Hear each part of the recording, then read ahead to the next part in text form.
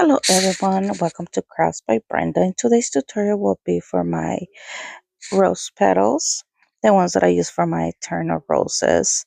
So the process that I like to use, or the method that I like to use, is with the solder iron, as you can see right here.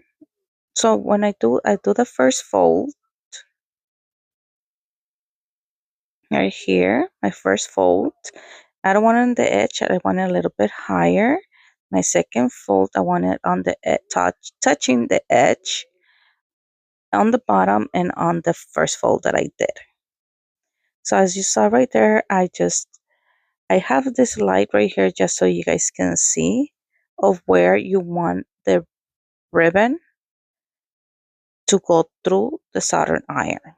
So you want to make sure you have your soldering iron going through the first fold. You can see right here, see that first fold right there under?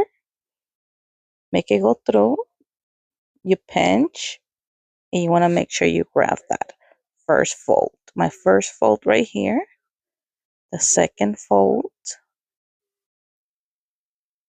I want to make it go through, and I pinch. So I put the solder iron at 360. That is the best temperature for me. That has worked for me. I do use Taiwan ribbon. I do not use China ribbon. The Taiwan ribbon, it's a little bit thicker than your China ribbon.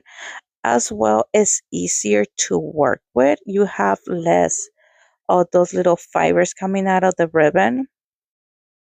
As well, it's easier to work with, and also the flowers do look a lot better because the material, it is a lot better than your China material.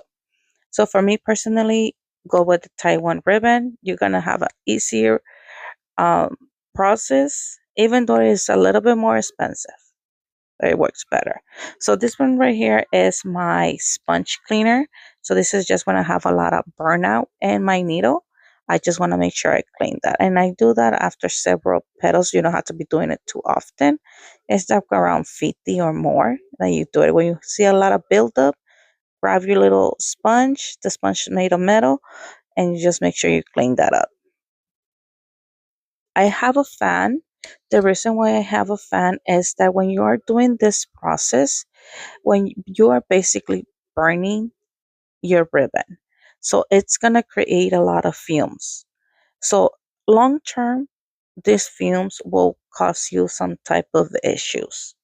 So you want to make sure you purchase a fan, very important, and you want the fan to be facing the opposite way. So the front of the fan, you want it facing to the back, and the back of the fan, you want it facing you, because basically what this is doing is sucking the fumes out. So they don't go to your face, they don't go to your lungs, they don't go to you, and they don't cause you any type of damage later on in the future. This fan was only $6, so they're very cheap. So you need to get one of these ones if you're doing this process. Get the sponge to make the process of the cleaning faster, and as well purchase a light. You need a light. Um, First of all, so you don't have the lights on of your house all the time, so you save yourself on the bill there. As well, you don't bother your family with all the lights on. And as well, at the beginning, while you're learning this process, it sort of guides you, since you can see through when you put the light. It guides you to see where exactly you need to put the needle through. So once you get practice, eventually you're gonna know exactly where to put the solder iron through. So that's not gonna be any issue. So as you get practice, becomes easier for you. You start doing it like I'm doing it right here, just folding it, putting it through. And I already know where my guide is, and I continue doing that. Just careful not to burn your fingers. I hold the fold very tightly, but even though I hold it very tightly, I still give it a little pinch.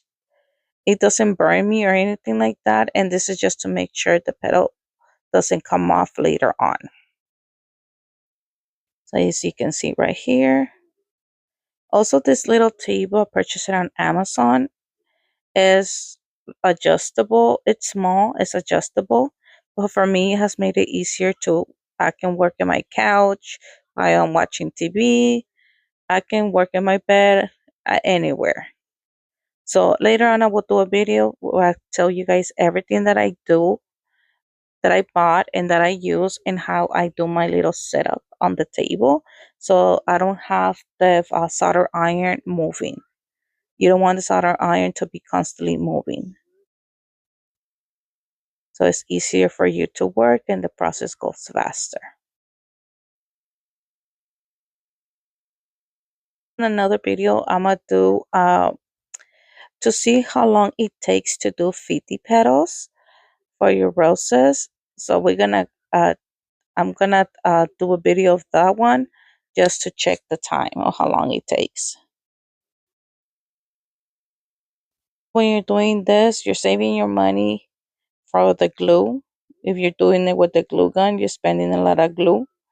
Uh, and also for the lighters, lighters do get expensive the long run, as well the candles. And the solder iron is gonna last you for a very long time. I had this one already for 2 years or so, and it's still going.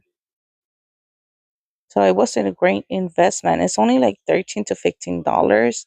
You can purchase solder tips as well for better quality, which I did, and I will show you guys in another video which ones exactly that I purchased. The solder iron does come with the extra fine tip.